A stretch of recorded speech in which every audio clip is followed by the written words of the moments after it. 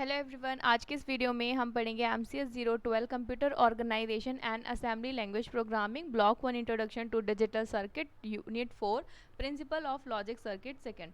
अब इसके अंदर हमने सीक्वेंसर सर्किट के बारे में जाना है कि सीक्वेंसर सर्किट होता क्या है, फिर हमने फ्लिप फ्लॉप्स के बारे में पढ़ा है। आज हम सीक्वेंसर सर्किट को किस तरह से डिज़ाइन करते हैं और कुछ एग्जाम्पल्स देखेंगे सीक्वेंसर सर्किट के। तो लेट्स स्टार्ट करते हैं फटाफट से। तो ये हम अपनी पिछली वीडियोस में कवर अप कर चुके हैं, ये भी हमने देख लिया है।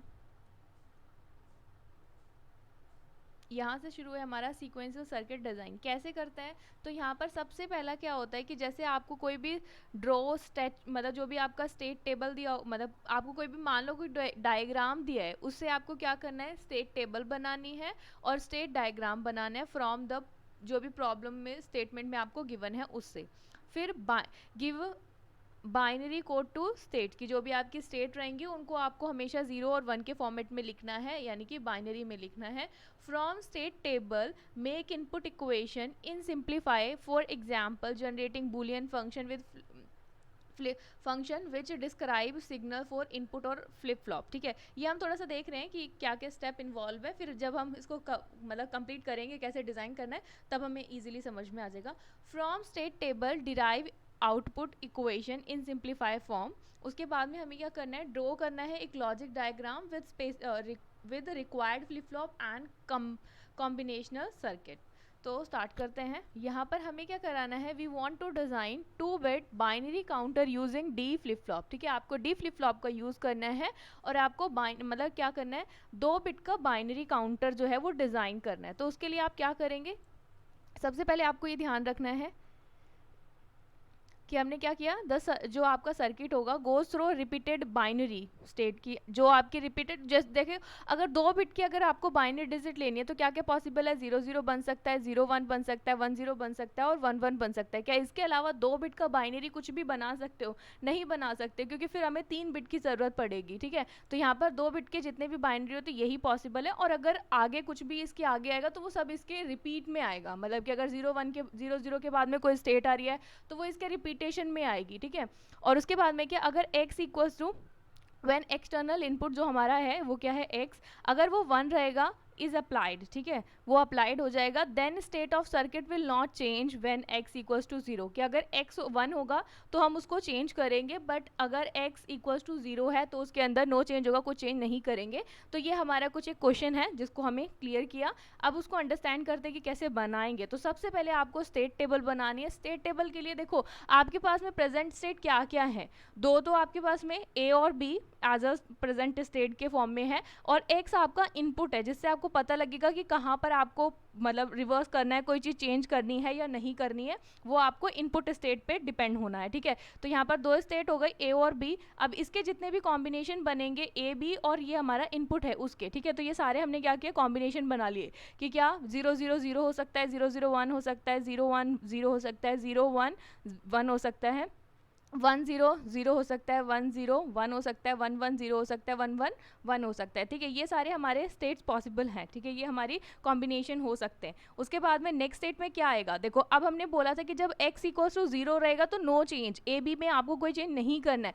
लेकिन x इक्वल्स टू 1 रहेगा तो हम ए बी की वैल्यू को चेंज करेंगे। तो यहाँ देखो कैसे चेंज कैसे करना है कि अगर x इक्वल्स टू 1 है और दोनों की वैल्यू x इक्वल्स टू 0 और दोनों की वैल्यू क्या है, 0 0 है, तो यहाँ पर देखो नेक्स्ट स्टेट में क्या आएगा, दोनों ही क्या है, 0 0 है। उसके बाद में क्या है, a 0 है, b 0 है, लेकिन x की वैल्यू 1 है, तो चेंज कहाँ पर आया, b की वैल्यू चेंज हो गई। ठीक है, अब दोबारा क्या है, 0 ये है और 1 ये है, तो इसमें क्या हुआ, x की वैल्यू 0 है, क्या चेंज हुआ, x जो हमारी b की वैल्यू है वो 1 रही, क्योंकि यहाँ पर देखो कुछ भी जो हमारे प्रीवियस स्टेट थी उसी के रिस्पेक्ट में आएगा, यहाँ पे कोई चेंज हम नहीं करेंगे क्योंकि x की वैल्यू 0 है, तो कोई चेंज नहीं होगा। अब 0 और 1 स्टेट आई, अब x की वैल्यू क्या है, 1 है, तो यहाँ पर जब आप चेंज करोगे तो a जो है वो क्या बन जाएगा, 1 बन जाएगा, और b बन जाएगा 0, क्योंकि वो पहले क्या था, 1 था। अब यहाँ पर क्या है, 1 और 0 है और x की वैल्यू 0 है, तो ये चेंज होकर क्या बनेगा, इसको 1 और 0 में चेंज कर देगा। क्यों, क्योंकि यहाँ पर 0 है तो 0 पे कोई चेंज नहीं होगा ना, 1 पे चेंज होगा। तो यहाँ पर 1 और 0 है, 1 आ गया, तो दोनों की वैल्यू क्या हो गई, 1 1 हो गई, क्योंकि b की वैल्यू जो हो रही है वो चेंज हो रही है, दिख रहा होगा आपको। ठीक है, तो यहाँ पर क्या है, x 1 1 हो गया, जब 1 1 वाली सिचुएशन है तो x की वैल्यू 0 है, तो क्या रहेगा, दोनों ही 1 1 रहेंगे। लेकिन जैसे ही ए 1 है और बी भी 1 है, तो एक्स की वैल्यू 1 आई तो दोनों की वैल्यू क्या हो गई, 0 0 हो गई। अब डी फ्लिप फ्लॉप आपको बनाना है, तो डी फ्लिप फ्लॉप में क्या करेंगे हम, जब डी ए की बात होगी तो यहाँ पर मतलब कि ये लेना है हमें, इसके लिए बनाना है, तो डी फ्लिप फ्लॉप बनाना है तो ए के लिए बनाओगे, तो जो ए की जो भी मतलब डी फ्लिप फ्लॉप में पता है कि जो इनपुट डालते हैं वही आउटपुट रहता है, तो यहाँ पर भी सेम वही चीज़ रहेगी। बी में भी क्या रहेगा कि डी भी ये रहेगा, नेक्स्ट स्टेट इसकी सेम रहेगी, ठीक है, इनपुट में इसके बेसिस पे, बी के बेसिस पे बनाएंगे, ठीक है। तो ये हमारा फ्लिप फ्लॉप रह गया और ये हमारा इनपुट हो गया। अब उसके बाद में देखो इस स्टेट से आप स्टेट डायग्राम बनाओगे, तो कैसे बनाओगे, जैसे हमारा 0 0 है, ठीक है, 0 0 से हम कहाँ जा रहे हैं, 0 0 से आप कहाँ जा रहे हो, जैसे आपकी 0 0 स्टेट है, ये रही ऊपर, चल जा,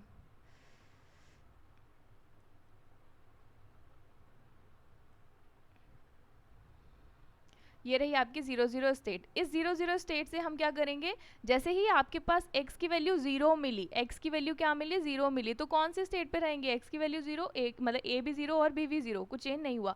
अब जैसे ही हमने इसके ऊपर 1 अप्लाई किया, तो 1 अप्लाई करने के बाद में x मतलब यहाँ पर क्या आया, 1 अप्लाई किया, तो 1 आने के बाद में हम कहाँ जा रहे हैं, 0 और 1 वाली स्टेट पे। तो देखो एरो से आपको क्लैरिफाई हो जाएगा कि हम कहाँ जा रहे हैं, किस स्टेट के बाद में।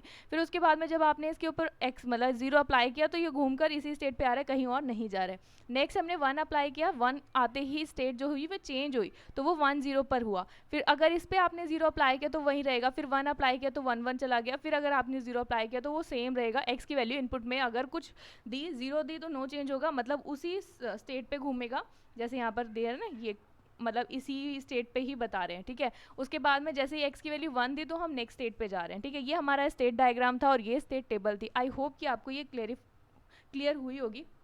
नेक्स्ट है हमें क्या बनाना है, जैसे आपको ये समझ में आया, उसके बाद में हम बनाएंगे इसका के मैप, ठीक है, map for combinational circuit 2 bit counter. अब यहाँ पे कैसे बनेगा, जैसे डी ए है, डी ए लेना है और डी बी के लिए लेना है, डी ए बनाना है और डी बी बनाना है। तो जहाँ जहाँ पर ए की वैल्यू है, देखो जहाँ पर आपको क्या मिल रहा है, 1 1 मिल रहा है, उसको ही आप नोट करोगे, बी वाले में 1 1 जहाँ मिल रहा है उसमें नोट करेंगे, तो ये क्या हो जाएगा, 0 1 2 3 4 5 6 7, ठीक है, काउंटिंग लिख लो अपने हिसाब से। उसके बाद में इसको के मैप पे रिप्रेजेंट करो, तो कहाँ कहाँ पर 1 है, देखो ध्यान से, 3 4 5 6, इसमें भी यहीं पे 1 किया, ये हमारा 0 होता है, 1 2 3 4 5 6 7, ठीक है, तो यहीं पे है, ठीक है। कहाँ कहाँ पे 1 है, 3 4 5 6, 3 4 5 6, यहीं पर 1 है। अब इसके बाद में ये क्या बना रहा है हमारा, ये हमारा एक पेयर बन गया, ठीक है, ऐसा हम कह सकते हैं। तो जब इसकी वैल्यू को लिखेंगे और यहाँ पर क्या है, ये एक ही सिंगल वैल्यू, कुछ और तो है ही नहीं इसमें, तो यहाँ पर क्या आ जाएगा, बी एक्स आ जाएगा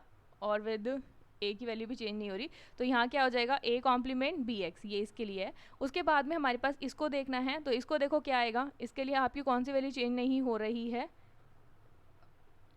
ये लिख लो चाहे तो ए, और इसमें देखो इसमें क्या हमारा चेंज नहीं हो रहा, ए सिंपल रह रहा है और बी कॉम्प्लीमेंट भी चेंज नहीं हो रहा, तो इसके लिए हमने ये लिख दिया। अब नेक्स्ट हमारा ये है, तो ये हमारा क्या है, यहाँ से हमारा क्या आएगा, ए कॉम्प्लीमेंट, और यहाँ से हमारा आया एक्स का कॉम्प्लीमेंट।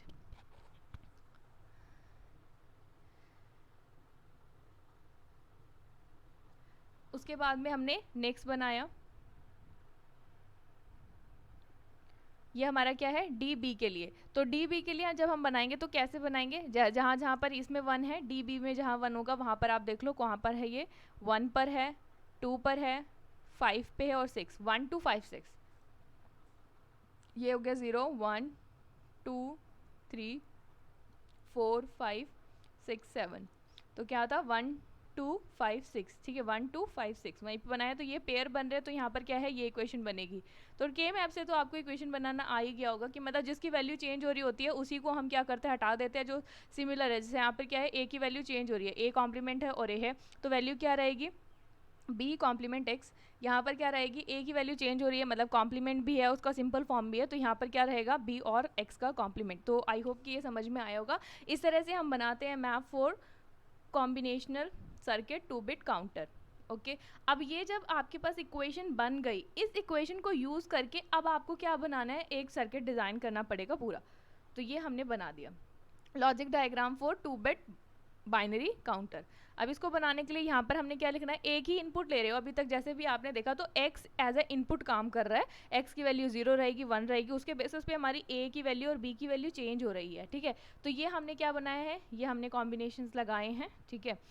उसके बाद में ये हमारा कॉम्बिनेशन सर्किट हो गया और ये हमारे क्या हो गए, फ्लिप फ्लॉप हो गए। तो फ्लिप फ्लॉप की वैल्यूज यूज कर रहे हैं with the help of clock. तो ये आपको समझ में आ रहा होगा, जैसे x है, ठीक है, x की वैल्यू जब हमने, ये क्या है, नेगेटिव को शो कर रहा है, x नेगेटिव, ठीक है, x नेगेटिव, और ये इस तरह से ये जा रहे हैं, ठीक है, कि कहाँ कहाँ पर क्या चीज़ हो रही है with the help of this these equation. ये जो हमने इक्वेशन बनाई है ना, इन इक्वेशंस को यूज़ करके हम ये डायग्राम बना रहे हैं, ठीक है। तो जब आपने पिछली वीडियोस देखी होंगी कि किस तरह से हम इन इक्वेशंस को यूज़ करके डायग्राम बनाते, तो आप इजीली इसको बना पाएंगे, ठीक है। और यहाँ पर हमने क्या बनाया है, फ्लिप फ्लॉप बनाए हैं, ठीक है। डी फ्लिप फ्लॉप हमें यूज़ करने थे, डी फ्लिप फ्लॉप में जहाँ पर ए की वैल्यू यूज़ की है तो वहाँ पर क्या करो, डी ए बना दो, ए यहाँ पर आएगा, ए कॉम्प्लीमेंट यहाँ से आएगा, और जब कॉम्प्लीमेंट को शो करना है तो उसके आगे ये बबल लगाना कंपलसरी है, ठीक है। तो आई होप कि आपको ये क्लियर हुआ होगा, ठीक है। नेक्स्ट है हमारे पास में example of sequencer circuit. Examples में क्या क्या आएगा, जैसे कि सीक्वेंसर सर्किट के क्या क्या एग्जाम्पल्स होते हैं, क्या बना किस मतलब कैसे हम सीक्वेंसर सर्किट से कुछ और बनाते हैं, ठीक है। तो उससे क्या क्या यूज़ होता है, जैसे कि रजिस्टर्स में उसका यूज़ होता है, रजिस्टर बनते हैं सीक्वेंसर सर्किट से। जो हमारा एसिंक्रोनियस काउंटर होता है वो बनता है, सिंक्रोनियस काउंटर होता है उसको बनाते हैं, रैम रैंडम एक्सेस मेमोरी को बनाते हैं इसकी हेल्प से, ठीक है। तो यहाँ पर क्या है, रजिस्टर। रजिस्टर के बारे में आपको पता ही है, a register is a group of flip flop. कि रजिस्टर के अंदर क्या होता है, ग्रुप ऑफ फ्लिप फ्लॉप होता है विच स्टोर बाइनरी इन्फॉर्मेशन, जो क्या है, बाइनरी इन्फॉर्मेशन को स्टोर करके रखता है, and gates which control when how information is transfer to register, कि कैसे इन्फॉर्मेशन जो है रजिस्टर के अंदर ट्रांसफर होगी वो उसको कंट्रोल करता है। And n bit register has a flip flop, मतलब उसके अंदर अगर कोई एन बिट का रजिस्टर है तो उसके अंदर एन फ्लिप फ्लॉप होंगे, क्योंकि यहाँ पर क्या है कि फ्लिप फ्लॉप का ग्रुप होता है तभी एक रजिस्टर बनता है। And store n bit of binary information, और वो एन बिट की बाइनरी इन्फॉर्मेशन रखेंगे, ठीक है। फ्लिप फ्लॉप में क्या होगा, अगर एन बिट है, ठीक है, एन बिट की अगर रजिस्टर बना है तो उसके अंदर एन फ्लिप फ्लॉप्स यूज हुए होंगे, ठीक है, और एन बिट की इन्फॉर्मेशन उसके अंदर रखी जाएगी। मतलब इसका कहने का मतलब यही हुआ कि एक बिट की इन्फॉर्मेशन एक फ्लिप फ्लॉप में रहेगी। अब इसके दो बेसिक टाइप होते हैं, ठीक है, two basic type of register. सबसे पहले है पैरेलल रजिस्टर, नेक्स्ट है शिफ्ट रजिस्टर। उसके बाद में हम देखते हैं कि शिफ्ट रजिस्टर किस तरह का होता है। शिफ्ट रजिस्टर कुछ इस तरह का दिखाई देता है, ठीक है। अ shift register is use for shifting the data, मतलब शिफ्ट करते हैं हम डेटा को लेफ्ट टू और राइट में। अ shift register operates in serial input output mode, that is data is entered in a register one bit at a time from one end of the register and can be read from the other end of, मतलब जो भी other end as one bit at a time, कि एक ही चीज़ को आप एक बार मतलब लिख रहे हो तो एक ही बार में उसको रीड करोगे। तो जैसे हमारे पास में क्या है, यहाँ पर एक चीज़ होती है, ये क्लियर होता है, ठीक है, ये भी यूज़ करते हैं हम। ये हमारा क्या है, शिफ्ट इनेबल है। यहाँ से हमारा कोई इनपुट जा रहा है तो जो इनपुट हम एक बार में भेजेंगे तो वो यहाँ से आउटपुट बन के यहाँ जाएगा, फिर यहाँ से आउटपुट बन के यहाँ जाएगा, फिर यहाँ पर जाएगा, फिर लास्ट में जाके हमें कुछ ना कुछ आउटपुट मिलेगा। तो सीक्वेंस शिफ्ट रजिस्टर कुछ इस तरह से काम करते हैं, ठीक है। उसके बाद है काउंटर्स, ओके, यहाँ पैरेलल रजिस्टर भी थे।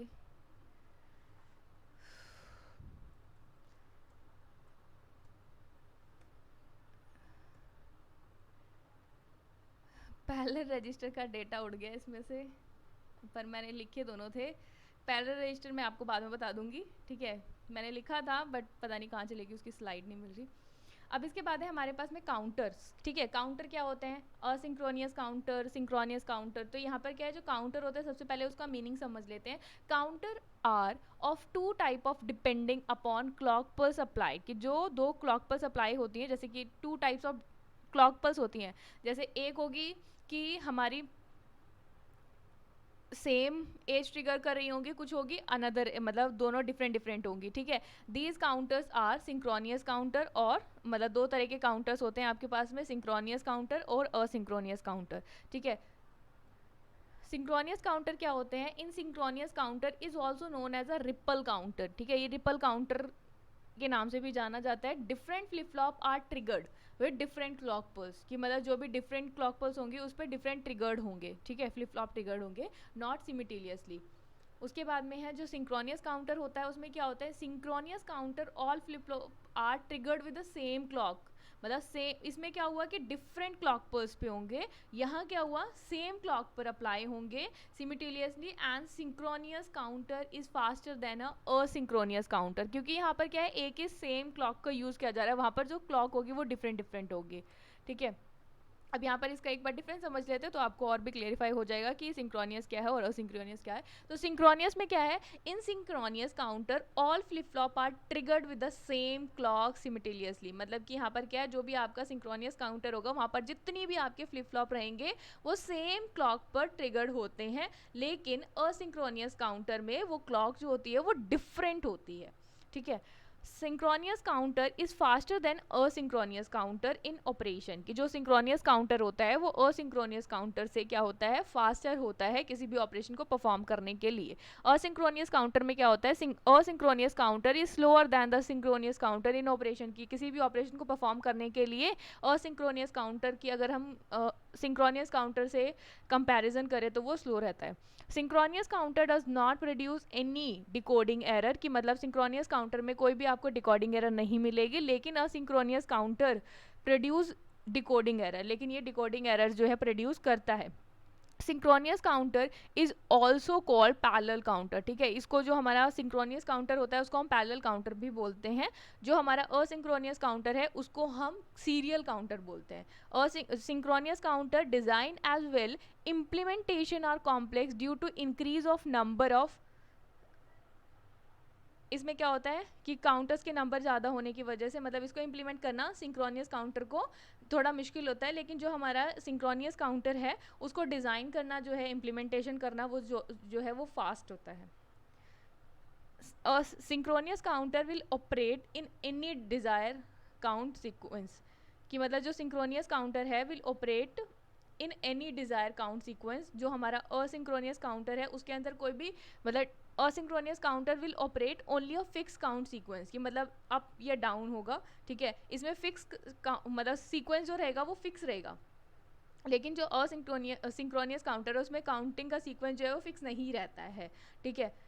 सिंक्रोनियस काउंटर एग्जाम्पल क्या है, रिंग काउंटर, जॉनसन काउंटर, ये आप पढ़ सकते हैं, ठीक है, रिंग काउंटर क्या होता है या जॉनसन काउंटर क्या होता है। और synchronous counter example of ripple up counter, ripple down counter. उसके बाद है सिंक्रोनियस काउंटर में क्या होता है, प्रोपोगेशन डिले जो होती है वो लेस होती है, और सिंक्रोनियस काउंटर में जो प्रोपोगेशन डिले होती है वो हाई होती है। आई होप कि आपको ये डिफरेंस समझ में आया होगा, ठीक है। नेक्स्ट हम आगे बात करते हैं रैंडम एक्सेस मेमोरी। तो अभी तक हम सुनते आए हैं कि रैंडम एक्सेस मेमोरी क्या होता है, रोम क्या होता है, तो रोम के बारे में हमने पिछली क्लास में डिस्कस किया था कि वो किस तरह से बनाया जाता है, लेकिन आज हम बात करेंगे रैम के बारे में। A memory unit is a collection of storage cells और flip flop among along with associated circuit required to transfer information in out of the device. The access time and cycle time is take are constant and independent to the location. I hence the name random access memory, कि यहाँ पर क्या कहना चाहते हैं कि जो हमारा जो रैम होती है, अ memory unit a collection of storage, मतलब यहाँ पर क्या करते हैं, मेमोरी यूनिट होती है जिसके अंदर हम क्या करते हैं, कुछ भी स्टोर करके रखते हैं, और flip flop among with associative circuit, मतलब जो भी इससे रिक्वायर्ड फ्लिप फ्लॉप होंगे उससे हम क्या करते हैं, इसको कनेक्ट करके मतलब कुछ ना कुछ इसके अंदर स्टोर करके रखते हैं, which associative circuit required to transfer information in out of the device, की मतलब कब आपको इन्फॉर्मेशन लेनी है, कब आपको इन्फॉर्मेशन देनी है, तो उसका ट्रांसफर भी इसके थ्रू होता है। The access time and cycle time is take are constant, कि जो एक्सेस टाइम रहेगा, जो साइकिल का टाइम रहेगा वो कॉन्स्टेंट रहेगा और इंडिपेंडेंट रहेगा of the location. I hence the name, और इसका नेम क्या है, रैंडम एक्सेस मेमोरी, ठीक। अब इसका ब्लॉक डायग्राम है, ब्लॉक डायग्राम में क्या है कि यहाँ पर क्या है, कुछ एक इनपुट रहेगा, यहाँ पे हमारा पूरा एक सेल है, यहाँ पर रीडिंग और राइटिंग ऑपरेशन होंगे, क्योंकि जो हमारा रीड ओनली मेमोरी होता है उसमें हम राइटिंग ऑपरेशन और नहीं करते हैं, पर इसमें जो रीड और राइट दोनों ऑपरेशन करेंगे। आउटपुट आएगा कुछ, और यहाँ पर क्या होगा, कुछ ना कुछ सिलेक्टेड लाइन होगी, क्या मतलब क्या सिलेक्ट करना है। अब यहाँ के कुछ सिलेक्शन हुआ, यहाँ से हमारा कोई इनपुट गया, ठीक है, उस पर क्या परफॉर्म हुआ, यहाँ पर एंड गेट लगाया गया, एंड गेट यहाँ पर भी लगाया बी में, ये हमारा ए इनपुट गया, यहाँ से बी इनपुट गया, ठीक है, अगर नेगेटिव गया तो वो ए में गया, पॉजिटिव गया तो वो बी में गया। उसके बाद में ये जे के फ्लिप फ्लॉप के बारे में आपने पढ़ा है, वो हमने यहाँ पर इम्प्लीमेंट किया है। उसके बाद में इसका कुछ आउटपुट निकलेगा एज अ सी, ठीक है। उसके बाद में यहाँ पर कुछ ना कुछ रीड और राइटिंग ऑपरेशन दिए जाएंगे, जो इन मतलब अगर वो ए के साथ में कनेक्टेड होंगे तो ए के ऊपर रीड या राइट होगा, अगर वो बी के साथ में कनेक्टेड होंगे तो वो बी के साथ में रीड या राइट ऑपरेशन परफॉर्म करेंगे। तो इस तरह से हम लॉजिक डायग्राम बनाते हैं इसका। अब RAM are organise logically as word of fix length, की जो रैम होती है वो क्या है, फिक्स लेंथ की होती है। The memory communicated with each with other devices through data input and output line. ठीक है, इनपुट और आउटपुट लाइन से क्या करते हैं, ये एक दूसरे से कम्युनिकेट करते हैं। Address selection line and control line that specify the direction of transfer, की जो हमारी एड्रेस सेलेक्शन लाइन होती है या फिर जो कंट्रोल लाइन होती है वो क्या करती है, स्पेसिफाई करती है कि डायरेक्शन क्या रहेगी ट्रांसफर की।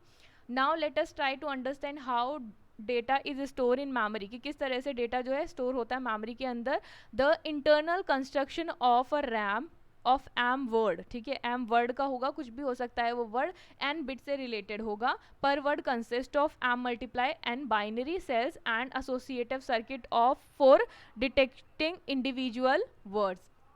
अब यहाँ पे हमने कुछ बनाया हुआ है 4x4 रैम, ठीक है, 4x4 की रैम बनाई हुई है। अब यहाँ पर देखो कुछ ना कुछ इनपुट है, input for address selection line, 2 lines है यहाँ पर। अब 2 लाइन्स है तो 2 लाइन्स में क्या क्या पेयर बन सकते हैं, 0 0 0 1 1 0 1 1, ठीक है। तो यहाँ पर वर्ड 1 चला गया, 0 चला गया, यहाँ पर 0 1 वाला चला गया, यहाँ पे 1 0 चला गया। ये एड्रेस ऑफ द लाइन है, ठीक है, address of the word 1 1, address of the word 1 0, address of the word 0 1, address of the word 0 0। यहाँ पर क्या है कि बिट 4 की इन्फॉर्मेशन है, बिट 3 की इन्फॉर्मेशन है, बिट 2 की इन्फॉर्मेशन है और बिट 1 की इन्फॉर्मेशन। तो यहाँ पर क्या होगा कि जितनी भी बिट की इन्फॉर्मेशन यहाँ से जा रही है, आउटपुट में भी देख रहे होगे कि बिट उतनी ही इन्फॉर्मेशन लेकर आ रहा है। बिट 1 का डेटा यहाँ से आ रहा है, बिट 1 2 का डेटा यहाँ से आ रहा है, इस तरह से ये प्रोसेस करता है, ठीक है। तो ये हमारा रैम का कुछ स्ट्रक्चर था कि किस तरह की रैम बनी हुई होती है। तो ये design of a simple counter ये हम नेक्स्ट क्लास में देखेंगे। और एक स्लाइड छूट गई, मैंने बनाई थी, पता नहीं कैसे कट हो गई, ठीक है। तो नेक्स्ट क्लास में हम बाकी चीज़ें जो रह गई हैं एक बार वो डिस्कस कर लेंगे, फिर हमारा ब्लॉक जो यूनिट 4 है वो कंप्लीट हो जाएगा, फिर हम ब्लॉक 2 के ऊपर मूव ऑन करेंगे। तब तक के लिए वीडियो अच्छा लगा हो तो वीडियो को लाइक करें, शेयर करें। अगर आपको कोई भी कमेंट है या फिर आपकी कोई भी क्वेरी है तो मुझे नीचे कमेंट बॉक्स में बता सकते हैं। और सब्सक्राइब करें हमारे चैनल को ताकि और भी इन्फॉर्मेटिव वीडियोज़ आपको मिल सके। Thank you for watching.